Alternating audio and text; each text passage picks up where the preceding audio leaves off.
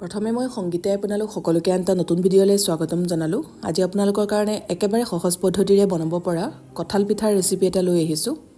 এতিয়া যেহেতু কঁঠালৰ বতৰ, গতিকে আপোনালোকে এই পিঠাবিধ অতি সহজতে বনাই খাব পাৰিব। খাবলৈ খুবেই ভাল লাগে। আশা কৰোঁ আপোনালোকে ভিডিঅ'টো চাই ভাল পাব।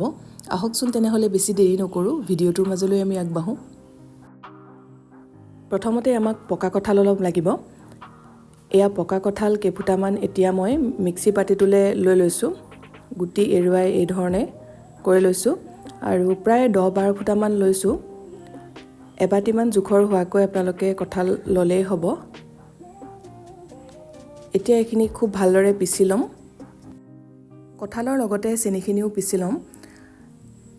এয়া মই ইয়াত 1 কাপৰ 4 ভাগৰ 1 অংশ চেনি দিছোঁ। চেনিৰ পৰিমাণটো আপোনালোকে নিজৰ হিচাপত দিব, যিহেতু কঁঠালত মিঠা থাকেই। 2টা ইলাচি এনেদৰে ফালি দিছোঁ গোন্ধৰ বাবে, এইটো অপচনেল হয়। সামান্য পৰিমাণৰ নিমখ যোগ কৰি দিছোঁ টেষ্টটো বেলেঞ্চ হ'বৰ বাবে। এতিয়া গোটেইখিনি ভালদৰে পিচি ল'ম আৰু বাতি এটালৈ উলিয়াই লৈছোঁ। এতিয়া এই কঁঠালৰ ৰসখিনিত আমি পিঠাগুড়ি মিলাম। এয়া ভাত খোৱা চাউলৰ শুকান পিঠাগুড়ি লৈছোঁ, তাৰমানে ৰ'দত শুকুৱাই থোৱা পিঠাগুড়ি বা কেঁচা পিঠাগুড়িও আপোনালোকে ব্যৱহাৰ কৰিব পাৰে। যিহেতু পিঠাগুড়িখিনি মিলত খুন্দা পিঠাগুড়ি ব্যৱহাৰ কৰিছোঁ, সেইবাবে কিমানখিনি দিব লাগিব চাই ল'ব লাগিব। এয়া মই প্ৰথমে আধা কাপ দি মিলাই চালোঁ, কিন্তু ইয়াত আৰু অলপ পিঠাগুড়ি দিব লাগিব। মই ইয়াত সম্পূৰ্ণ 1 কাপ পিঠাগুড়িয়ে ব্যৱহাৰ কৰিছোঁ। যদি আপোনালোকে ঢেঁকীত খুন্দা নাইবা মিক্সিত খুন্দা কেঁচা পিঠাগুড়ি লৈছে, তেনেহ'লে ইয়াতকৈ পিঠাগুড়ি বেছিকৈ লাগিব, গতিকে সেই কথাটো মন কৰিব। এয়া গোটেইখিনি ভালদৰে এতিয়া মিলাই ল'ম। পিঠাৰ মিশ্ৰণটো বৰ বেছি পাতল কৰিব নালাগে, অকণমান ডাঠকৈ ৰাখিব। জোখটো এবাৰ ওচৰৰ পৰা দেখুৱাই দিছোঁ। দেখিছে বৰ বেছিকৈ পাতল কৰা নাই। এনেদৰে ওপৰৰ পৰা দি দিলে ছিগি পৰাৰ ধৰণে পৰিব। তাৰমানে ৰিবন কনচিষ্টেঞ্চি কৰিব নালাগে আপোনালোকে, এইটো জোখতে ৰাখিব। যিহেতু কঁঠালৰ পৰা পিছত আকৌ অকণমান পানী ওলাই যায়, সেইবাবে প্ৰথমতে আমি বৰ বেছি পাতল কৰি পেলাব নালাগে।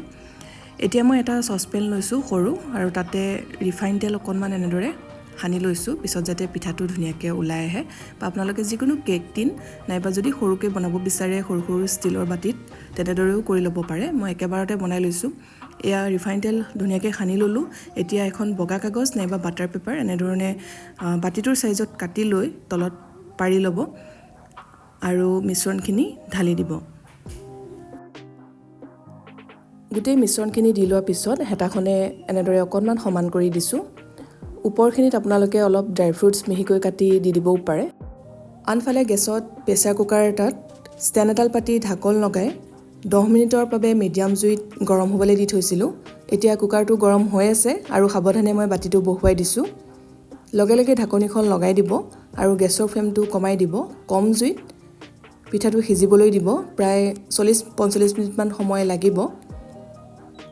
মই বেলেগ এখন ঢাকন ব্যৱহাৰ কৰিছোঁ। আপোনালোকে যদি প্ৰেছাৰ কুকাৰ ঢাকনিখন ব্যৱহাৰ কৰিছে, তেতিয়াহ'লে কুকাৰৰ গাস্কেট আৰু হুইচেলটো খুলি দিব।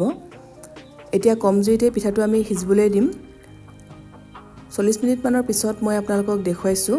সিজিছে নে নাই ভালদৰে চেক কৰি ল'ম। এতিয়া মাজত শলা এডাল এনেদৰে সুমুৱাই চাব। যদি কেঁচা মিশ্ৰণ লাগি অহা নাই, তেতিয়াহ'লে গম পাব যে ভালদৰে সিজিলে।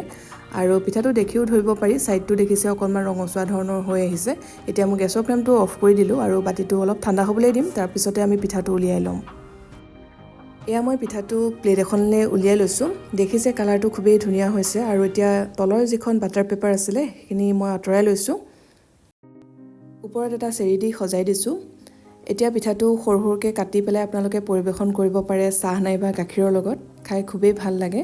আশা কৰিছোঁ আপোনালোকে ৰেচিপিটো ভাল পাইছে। যিসকলে এই পদ্ধতিৰে বনোৱা নাই, এবাৰ নিশ্চয় বনাই চাব। একেবাৰে সহজ পদ্ধতি আৰু খুব কম সামগ্ৰীয়ে আপোনালোকে এই পিঠাবিধৰ জুতি ল'ব পাৰিব। ৰেচিপিটো ভাল লাগিছে যদি লাইক কৰিব, লগতে শ্বেয়াৰ কৰি দিব। যিসকলে চেনেলটো ছাবস্ক্ৰাইব কৰা নাই, ছাবস্ক্ৰাইব কৰি কাষতে থকা বেল আইকনটো প্ৰেছ কৰি অল কৰি ৰাখিব। তেতিয়া আহিবলগীয়া ভিডিঅ'ৰ ন'টিফিকেশ্যনবোৰ আপুনি পাই থাকিব।